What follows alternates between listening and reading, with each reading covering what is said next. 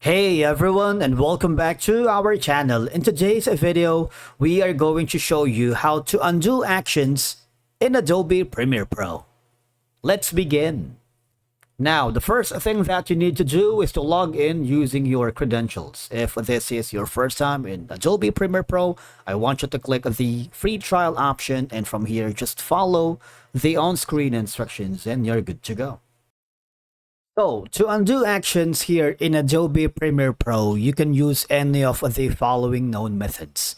Number one is going to be using the keyboard shortcut, which is going to be Control plus Z if you're using Windows, or for using Mac, you might wanna press the Command button plus the Z actions. So how do we do it? For example, I'm going to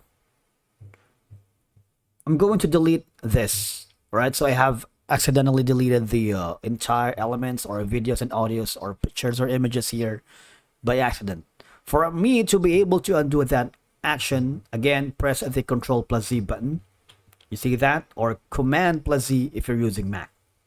Now, I'm going to delete this again. Another option that you can do, one of the quickest way to undo the most recent action, is go to the Edit menu on top corner, on the top left corner, click that, and there should be an option that says undo. It's very easy, really. Now, once you've done that, all right, the next thing that you can do is go to the history panel.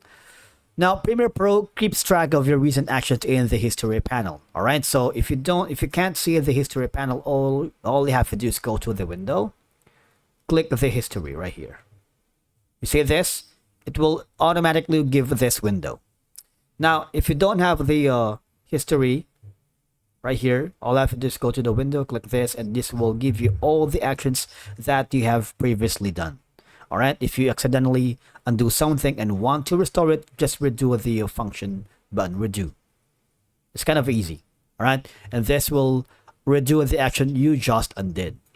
Now, you might accidentally, like in my case, I have accidentally deleted a clip or a video, especially, which happens a lot if you are in a collaborative environment where you are working with multiple people, multiple freelancers, and of course, one of the team members have positioned on the wrong timeline, disrupting your project.